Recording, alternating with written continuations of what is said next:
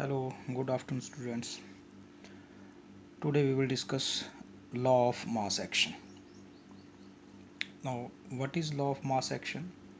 The Gullberg and the Wake, the two scientists. This law concerning the dependence of the rate of the reaction on the concentration of reactants.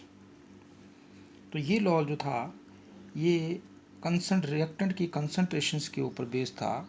इस law के according the rate at which a substance reacts is proportional to its active mass. Very important. Proportional to active mass, and hence the rate of the chemical reaction is proportional to product of the active masses of the reactants. This is actually the definitions of law of mass action. अब बेटा ये जो word use हुआ है active mass, ये active मास क्या है, क्या होता है ये एक्टिव मास? तो सबसे पहले मैं आपको ये एक्टिव मास के बारे में बेटा समझाता हूँ. होता क्या है, जब जैसे मैं यहाँ पर एक रिएक्शंस लिख रहा हूँ बेटा, A प्लस बी, ये रिएक्टेंट्स हैं और ये एक प्रोडक्ट्स बनाएंगे. ठीक है. अब ये जो एक्चुअली में ये जो एक्टिव मास है, ये बेटा क्या होता है, जब मान लो रिएक्टेंट्स जो हैं ये रिएक्ट कर रहे हैं टुगेदर एक दूसरे में, ये पार्टिकल्स ये हैं, ये रिएक्टेंट्स हैं, और जब ये रिएक्ट करेंगे तो ये प्रोडक्ट बनाएंगे. अब देखो सिंपल है ये कि कितने ज़्यादा रिएक्टेंट्स हैं ये एक दूसरे के साथ रिएक्ट कर रहे हैं और प्रोडक्ट जो है वो थोड़ा सा प्रोडक्ट बन रहा है, स्मॉल प्रोडक्ट बन रहा है. इट मीन्स इसका मतलब ये हुआ कि ये सारे के सारे जो रिएक्टेंट्स ये हैं, मासेस जो हैं, ये सारे रिएक्ट नहीं कर रहे हैं. इनमें से कुछ जो हैं पार्टिकल्स, ये कुछ मासेस जो है, ये मासेस जो है, ये सपोज करो ये आधे से मासेस जो हैं ये रिएक्ट कर रहे हैं, और रिएक्ट करने के बाद ये आपका प्रोडक्ट बना रहे हैं. सारे पार्टिसिपेट नहीं कर रहे हैं, वही जो इस रिएक्शन में एक्टिव हैं वही उनका मास जो होता है दैट इज एक्टिव मास. ये एक्टिव मास है. अब अकॉर्डिंग टू दिस, अब लॉ ऑफ मास एक्शन के अकॉर्डिंग क्या करेंगे, लॉ ऑफ मास एक्शन ने क्या कहा था, इसको मैथमेटिकली लिखते हैं बेटा, rate at which A reacts, ऐसा जिसके साथ ये ए रिएक्ट कर रहा है that is proportional to concentration या active mass of A, and then rate at which B react that is proportional to active mass of B. और इनको हम लिख सकते हैं, we can write date at which A and B react together that is the proportional to product of the active masses of reactants. और last में rate of A and B, proportionality का sign बेटा equality में बदलेगा तो constant of proportionality आएगा A and active masses of B, where this K is called the velocity constant या constant of proportionality भी आप इसको बोल सकते हो. ये लॉ ऑफ मास एक्शन है. और दूसरे और एग्जांपल इसकी आती है, जैसे मान लो स्टोक्योमेट्रिक कोफिशिएंट्स आपके चल रहे हों, तब आपका कैसे बनेगा, जैसे ए है प्लस बी, ये प्रोडक्ट बना रहा है. ठीक है, इसका स्टोक्योमेट्रिक कोफिशिएंट मान लो 2 है और इसका 3 है, तब हम इसको कैसे लिखेंगे, वही है rate at which A reacts, कितने रेट से ये ए रिएक्ट्स करेगा, प्रोपोर्शनल टू ए, और ये जो जितना जो स्टोक्योमेट्रिक कोफिशिएंट है बेटा ये पावर बन जाता है raise to power. Rate at which B react proportional to active mass या कंसंट्रेशन बी, और इसका जो स्टोक्योमेट्रिक कोफिशिएंट है वो क्यू है इसे, और सभी का दोनों का rate at which they react proportional to active mass या concentration of square, and this is Q. This is the law of mass action, nothing but simple. ये लॉ ऑफ मास एक्शन है आपका. ना उसके बाद बेटा नेक्स्ट टॉपिक आपका आता है लॉ ऑफ केमिकल इक्विलिब्रियम. कल हमने पढ़ा था कि कंसेप्ट ऑफ केमिकल इक्विलिब्रियम, आज हम पढ़ेंगे लॉ ऑफ केमिकल इक्विलिब्रियम। तो बेटा लॉ ऑफ केमिकल इक्विलिब्रियम क्या है? बहुत आसान है। हम इसमें से इक्विलिब्रियम कांस्टेंट कैसे कैलकुलेट करते हैं। अभी हमने पढ़ा कि ये जो इक्विलिब्रियम केमिकल इक्विलिब्रियम है बेटा, ये ऑब्टेन्ड होता है by the law of mass action. Generally we have, suppose करो हमारे पास बेटा ये A प्लस बी, ये दो आपके पास रिएक्टेंट्स हैं। जैसे यहाँ से भी ये देखो, ये बेटा A plus B, they form C plus D and C plus D, the backward reaction A plus B। अब देखो क्या है बेटा, ये हमारे पास एक जनरल रिवर्सिबल रिएक्शन है, एक जनरल सी रिएक्शन है। A, B, C and D, they are the active masses of reactant and product। Now according to the law of mass action, तो लॉ ऑफ मास एक्शन में बेटा हम क्या पढ़ के आए हैं? Rate at which A and B they react together, that is the rate of first, ये ए और बी जब रिएक्ट करें, रेट ऑफ फॉरवर्ड रिएक्शन। बेटा ये फॉरवर्ड रिएक्शन है, proportional to concentration of A and B, ठीक है। And it is written as K F. ये तो कांस्टेंट ऑफ प्रोपोर्शनल इक्वलिटी का साइन लगाएंगे, ये आएगा A and product B. Where K F क्या है बेटा? ये constant of proportionality of forward reactions का, ठीक है। Now similarly rate at which C and D, अब बेटा सी एंड डी जो है ये रिएक्ट करेंगे, तो हम क्या लिखेंगे? हम लिखेंगे रेट ऑफ बैकवर्ड रिएक्शन, क्योंकि जब ये सी और डी रिएक्ट करेंगे तो they back convert into A and B. Last video में मैं आपको बताया था। तो बैकवर्ड रिएक्शंस हैं, इसको हम प्रोपोर्शनल टू कंसंट्रेशन या active mass of C and D, और constant of proportionality that is K B means ये बैकवर्ड रिएक्शंस हैं, ये बैकवर्ड रिएक्शंस। ना क्या होगा इसके बाद? क्या होगा अगर ये इक्विलिब्रियम है, एट इक्विलिब्रियम, इस कंडीशन में है, अगर ये इक्विलिब्रियम में आते हैं, इस कंडीशन में इक्विलिब्रियम में आते हैं, देन व्हाट हैपन, क्या होगा? इक्वल होंगे। Means rate of forward reaction is equal to rate of backward reaction. तो अभी क्या था आपका फॉरवर्ड? क्या था?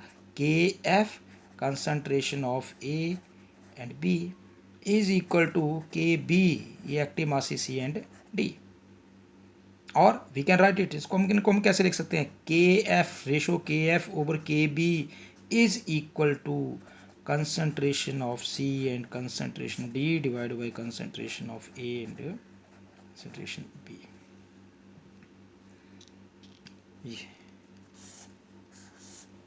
This is equilibrium constant. और ये जो टर्म आती है के एफ और के बी, इसको हम लिखते हैं बेटा K, and this is known as the equilibrium constant. ये वैल्यू आती है। अब हम इक्विलिब्रियम कांस्टेंट को अगर हमने डिफाइन करना चाहे तो हम क्या लिखते हैं, कैसे बोलते हैं बेटा? हम बोलते हैं the product of the molar concentration of the products, this is the products, ठीक है।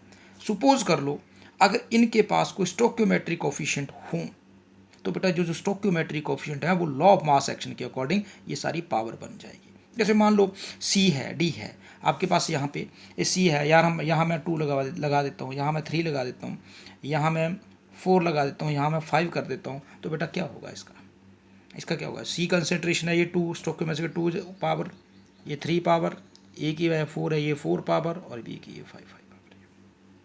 तो डेफिनेशन है the molar concentration of products each raise to the power equal to the stoichiometric coefficient divided by the product of the molar concentration of the reactants, each raised to power equal to the stoichiometric coefficient, and this is known as the equilibrium constant.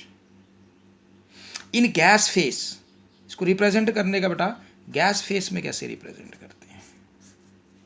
इसको gas face में represent करने का तरीका कैसे करेंगे, इसको हम लिखते हैं then K P is equal to partial pressure of, इसी टर्म को हम लिखना चाहें तो बेटा इसी टर्म को मैं आपको बता दूं, ए है तो यहाँ पर क्या टर्म आएगी, ए बी और सी और डी थी तो यहाँ पर क्या आएगा, यहाँ पर कंसंट्रेशन यहाँ C into partial pressure of D divide by partial pressure of, कौन कौन सी टर्म आती है आपकी, जनरली कौन सी टर्म थी आपकी, रिएक्टेंट थी ए इंटू पी इंटू बी। ये हमेशा गैसेस फेसेस में हम लिखते हैं, कब लिखते हैं, when the reactants and the products they are in gaseous, तो इसको हम क्या बोलेंगे, के पी बोलेंगे तब उस टाइम में। अगर इनके स्टोइकियोमेट्रिक कोएफिशिएंट हैं तो वही बात है बेटा, सेम उसी तरीके से लिखेंगे, सी है तो यहाँ पावर्स 2 है, ये 3 है, ये 4 है और ये 5 है, वैसे जितने स्टोइकियोमेट्रिक कोएफिशिएंट्स उनकी पावर बनेगी। उसके बाद एक और टॉपिक आता है आपका, what is the relationship between के पी एंड के सी। तो बेटा ये के पी एंड के सी का रिलेशन है, ये भी हम देखते हैं न्यूमेरिकल्स में, आपको नेक्स्ट वीडियो में बताऊंगा। सपोज करो हमारे पास ये रिएक्टेंट्स हैं और ये प्रोडक्ट है, ये है। अब क्या होगा, इसका अगर हम के सी निकालेंगे तो के सी निकालने के लिए क्या, कंसंट्रेशन ऑफ द प्रोडक्ट बेटा, एक्स वाई ए बी, और इनके स्टोइकियोमेट्री का कोएफिशिएंट बिल्कुल सेम, वही कोई दिक्कत नहीं आनी चाहिए ऐसे। इन्हीं को अगर बेटा कंसंट्रेशन सी की टर्म में लिख दूं तो ये जो आपका ये जो स्क्वायर ब्रैकेट अपना कंसंट्रेशन इसको सी की टर्म में लिख दो, सी, बाकी सिंपल है, नथिंग है, ये ए सी बी और बी, ठीक हो गया। ये सी एक्स सी वाई सी है, ये रिप्रेजेंटेड कर रहे हैं molar concentration of C A B and X and Y. Now इसी को अगर मैं बेटा के पी की टर्म में लिखना चाहूँ तो बेटा हम के पी की टर्म में कैसे लिखेंगे, वही सिंपल सा, partial pressure of X into partial pressure of Y partial pressure of A into partial pressure of B, इसकी पावर ये ए एंड बी, ये टर्म लिख दी है मैंने। अब क्या करेंगे, आइडियल गैस इक्वेशन है, इस पी की वैल्यू हम पुट करेंगे तो हम क्या लिखेंगे बेटा, ideal gas equation P V is equal to N R T, ठीक है, और P is equal to N over V R T, और ये जो एन और बी है बेटा ये सी कंसंट्रेशन के बराबर होता है, P is equal to C R T, because concentration क्या होता है बेटा, नंबर ऑफ मोल पर लीटर, क्योंकि मोल पर लीटर में लिखते हैं तो एन और बी, एन का नंबर ऑफ मोल हो गए, वी का वॉल्यूम हो गया, लीटर में आ गया, तो ये सी हम वी कैन राइट इट। अब P is equal to C R T, हर जगह पे हम वैल्यू पी एक्स की वैल्यू है तो ये पी एक्स होगा तो बेटा क्या आ जाएगा, C X R T, P Y होगा तो क्या हो जाएगा, सी वाई आर टी, इस तरीके से हम सारी वैल्यूज पुट करेंगे। तो वैल्यूज पुट जब करेंगे तो ये बनेगा आपके पास K P is equal to C X R T, इसकी जगह वैल्यू मैंने पुट कर दी और इसकी पावर जो है वो एक्स है, into C Y R T, आगे पावर बेटा इसकी वाई है, over C A R T, power बेटा इसकी ए होगी, फिर उसके बाद है C B R T, power बेटा इसकी बी होगी, ठीक है। अब इनको कैसे लिखेंगे बेटा, इनको अलग अलग कर दो, इनको अलग करेंगे तो क्या बनेगा, सी एक्स एक्स एक साइड में ले लो, सी वाई वाई दूसरी साइड में आ जाएगा, फिर सी ए इंटू ए, सी बी इंटू बी, और इसकी ये आर टी अलग है और ये इनका आर टी ये कॉमन आपने निकाल लिया। कॉमन निकालने के बाद ये एक्स प्लस वाई बच गया, ये एक्स प्लस ये ए प्लस बी आ गया, ठीक है, क्योंकि ये सब अलग अलग आपने कर दिए। इसके बाद हम इसको हम कैसे लिख सकते हैं, K P is equal to C X X into C Y, ये वाई है, सी ए, ये मैथमेटिकली ये सारे बेटा टर्म है, और आर टी इनका आ गया कॉमन, जब एक्स प्लस वाई ऊपर था, जब ए प्लस बी ऊपर जाएगा तो बेटा ये माइनस में हो जाएगा, माइनस ए प्लस बी,